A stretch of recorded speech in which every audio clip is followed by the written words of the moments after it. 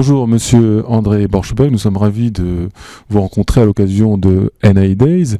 Et pouvez-vous nous présenter en quelques mots le projet que vous avez mené depuis plusieurs années et les prochaines étapes que vous envisagez de réaliser et je crois que vous allez bientôt traverser les États-Unis. Donc pouvez-vous nous dire ça en quelques mots, ensuite on verra de quelle manière vous allez travailler sur les équipements et comment vous allez améliorer l'avion que vous pilotez. Merci, bonjour. Donc le but du projet est de faire le tour du monde avec un avion qui est propulsé entièrement à l'énergie solaire. Mais en fait, je dirais le but le plus important, c'est de montrer ce qu'on peut faire avec ces technologies. Et pour voler jour et nuit avec un avion solaire, il faut faire des économies d'énergie et de manière excessivement poussée. Donc si on peut le faire sur un avion, on peut certainement le faire aussi au sol, dans nombre d'applications, que ce soit à la maison, dans les industries, dans les autres types de transports. Et c'est un peu le but de notre projet. Alors nous avons réussi à démontrer avec un premier avion que nous sommes capables de voler jour et nuit. Nous sommes venus à Paris au Maroc l'année passée, et cette année nous envisageons de faire la traversée des États-Unis de la côte ouest vers la côte est, donc de San Francisco à New York, en s'arrêtant dans un certain nombre de villes importantes. Le tour du monde, lui, est prévu avec un deuxième avion qui est en construction maintenant, dans un endroit proche de Zurich. Le but étant de faire les tests en vol de cet avion l'année prochaine et de faire le tour du monde en 2015, donc dans 2 ans. Pour concevoir un tel avion, vous avez indiqué à plusieurs reprises que la difficulté, c'était d'utiliser des matériaux très légers, très résistants, et à la fois pouvoir courir des dizaines de milliers de kilomètres presque en consommant le moins d'énergie possible. Comment vous avez fait le choix de ces matériaux? Quels tests vous avez conduits pour vérifier leur solidité et aussi pour choisir les équipements d'alimentation énergétique, la motorisation et les batteries, de façon à être sûr que l'efficacité énergétique était au rendez-vous et que vous pourriez remplir les objectifs que vous étiez fixés?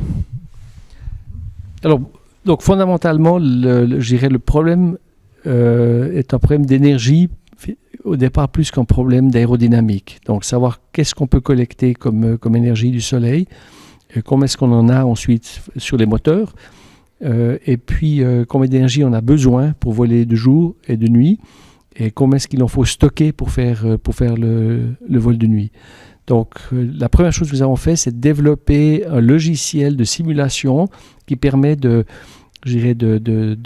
d'estimer tous ces paramètres et de comparer différentes solutions de design. Et ça, on l'a fait avec une société française d'ailleurs qui s'appelle Altran et qui nous a mis à disposition des ingénieurs avec lesquels on a développé vraiment cet outil de simulation. Donc en comparant différentes solutions, on a trouvé finalement quelle était celle que l'on pensait être la plus optimale dans le but qu'on s'est fixé de voler jour et nuit avec l'énergie solaire. Alors c'est d'un côté un avion très grand qui fait 64 mètres d'envergure, qui doit être très léger puisqu'il ne peut pas dépasser au total le poids d'une voiture moyenne. Donc comme vous dites, le choix des matériaux est essentiel et la structure est fondamentalement construite en fibre de carbone. Mais la question était de savoir comment en fait les utiliser, ces fibres de carbone, pour ne pas dépasser le budget de masse. Et là, il y a eu beaucoup de recherches, de développement, d'essais qui ont été effectués dans toute la phase donc, d'études et de design. Vous avez travaillé, donc j'imagine, avec des laboratoires. Vous avez cité à plusieurs reprises le PFL, l'École polytechnique de Lausanne. Mais par ailleurs, au niveau une fois que l'avion a été conçu, comment se passait en fait le vol? Est-ce qu'il y a de l'instrumentation à bord qui se différencie de ce qu'on peut trouver sur une aéronef classique? Oui, fondamentalement, on a dû rajouter des choses qu'on n'a pas à disposition dans un avion traditionnel. La première raison, c'est que on est dans l'inconnu, on est dans le nouveau. Aucun avion de cette taille et de ce poids n'a jamais volé jusqu'à aujourd'hui. La deuxième, c'est qu'on envisage de faire des vols qui sont très longs avec un seul pilote à bord, donc il faut une assistance importante. Donc ce que l'on fait, c'est d'installer beaucoup de jauges de contraintes, beaucoup d'accéléromètres, informations donc captées sur l'avion et transmises par télémétrie ou par satellite en fait vers le sol, donnant la possibilité à toute l'équipe mission, les ingénieurs, de suivre le comportement de l'avion. Alors c'est essentiel dans les vols test parce que vous découvrez finalement ce qui se passe et vous pouvez le découvrir en temps réel et d'informer en fait le pilote d'essai sur ce qu'il peut faire et pas faire. C'est ensuite important pendant les vols mission parce que c'est effectivement des aides apportées par le sol au pilote dans certaines phases de vol.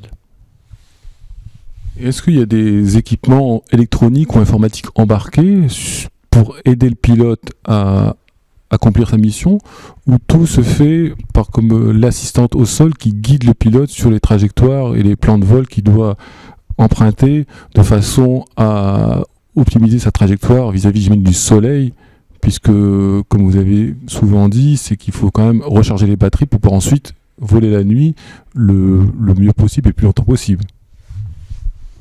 Alors le pilote est complètement autonome dans sa manière de voler, et puisqu'il a aussi ses informations à bord, celles qui sont transmises au sol, donc toutes les informations sur la chaîne de propulsion, depuis le comportement de chaque cellule solaire, de chaque cellule des batteries, de chaque moteur, en termes d'informations sur le comportement électrique, mais aussi sur des questions de température, sont fournis au pilote, donc il a lui la visibilité sur ce qui se passe. Il y a beaucoup d'aides qui sont apportées aux pilotes sous différentes formes d'instruments qui n'existent pas sur d'autres avions. Par exemple, on a une interface entre l'avion et le pilote qui transmet de l'information de l'avion au pilote par vibration sous le corps. Et donc pour l'avertir lorsqu'il est peut-être concentré sur une autre tâche ou en train de se reposer, pour l'avertir de quelque chose d'urgent à réaliser. Donc c'est vrai qu'on a dû rechercher, puisque les missions sont différentes, des solutions qu'on n'a pas à bord des appareils volants aujourd'hui. Et en fait, donc vous nous dites que le pilote récupère pas mal de données et d'informations relatives à des capteurs ou des fonctionnements de l'appareil, et il est assez autonome pour voler de façon sans l'équipe au sol. Oui, en fait, pour tout ce qui est utile pour le vol lui-même. Donc, il y a un certain nombre de capteurs qui sont utiles pour les ingénieurs, pour leur développement, ça, il n'en a pas besoin. Mais tout ce qui est utile pour lui de connaître dans le comportement des différents systèmes qu'il utilise, comme justement les moteurs, les batteries et les cellules, toute cette information, elle est à disposition. Donc, c'est au travers d'un équipement qui était développé par Solar Impulse. On m'a demandé combien d'informatique on a à bord. Je crois qu'on a des centaines et peut-être qu'on dépasse le millier de microprocesseurs dans l'avion. Donc c'est important, c'est une partie essentielle. Et des capteurs Des capteurs, il y en a beaucoup aussi. Hein. Si vous parlez de jauge de contrainte simplement, je crois qu'il y en a à peu près une centaine. Donc ça représente aussi pas mal de fils, pas mal de câbles, pas mal d'informations qui doivent être transmises. On n'aime pas tellement le sans fil parce que ça peut créer des perturbations électromagnétiques, donc on garde quand même les fils pour ça, mais c'est du poids, donc c'est toujours un peu un compromis qu'il faut faire. Des capteurs de consommation de courant en complément des jauges de contrainte qui sont plutôt pour les structures. Oui, en fait, tout ce qui est justement information au niveau du système électrique est important. Chaque cellule solaire, donc, en fait, je ne vais pas dire chaque cellule parce qu'elles sont reliées en fait entre elles en série. Donc, on a une information par groupe de cellules solaires, mais celle-ci est transmise au pilote. Chaque élément de batterie, on a vu l'importance que ça représente dans d'autres développements maintenant d'avions, comme quoi c'est important finalement de surveiller le comportement des batteries. Donc ça, c'est quelque chose qu'on fait aussi de manière très très attentionnée. Pour terminer, donc vous avez piloté sur plusieurs projets Solar Impulse, et notamment vous avez traversé le détroit de Gibraltar, et prochainement vous allez donc traverser les États-Unis. Comment va se passer ce projet en bref? Et ensuite, après les États-Unis, quel est l'objectif? Et est-ce que ça sera toujours avec le même avion, ou il y aura des améliorations, ou une nouvelle structure qui sera complètement développée de zéro, si on peut dire? Alors pour les États-Unis, ce qui est important, si on veut être sur leur écran radar, c'est d'être dans le pays. Donc c'était une décision importante pour nous d'amener cet avion aux USA. Je pense qu'on a bien fait parce que la réaction qu'on a de tous les contacts que l'on a développés avec, que ce soit les autorités de l'aviation civile, les universités, le monde politique, on voit que le projet capte l'attention. Donc l'idée pour nous est de ne pas faire des vols records parce que cet avion maintenant c'est un avion de test, je dirais, avec lequel on ne va pas faire des vols de trop longue durée. Il n'y a pas d'autopilote à bord par exemple, donc on se limite à des vols de 24 heures. Donc l'idée est de transporter cet avion en Californie par avion cargo pour pouvoir le faire rapidement et surtout pour ne pas l'abîmer. Un transport maritime serait moins coûteux peut-être en énergie, mais beaucoup plus délicat pour la structure de l'avion elle-même. Donc le transporter au centre de la Silicon Valley, là où on a toute la technologie américaine, ou une partie de la technologie américaine qui se crée, et de voler étape par étape via différentes villes vers Washington, pour être à la mi-juin à Washington, et puis faire des événements pendant une semaine là-bas, et ensuite d'aller à New York. Et ce qui est assez extraordinaire, c'est que l'aéroport de Kennedy, au lieu de nous repousser comme on pourrait peut-être le penser au préalable, parce qu'ils ont un trafic tellement important, ils veulent absolument nous avoir. Donc on atterrira là-bas, certainement au début du mois de juillet. Parfait. Écoutez, Monsieur Borschberg, nous vous remercions pour cette présentation détaillée de vos projets.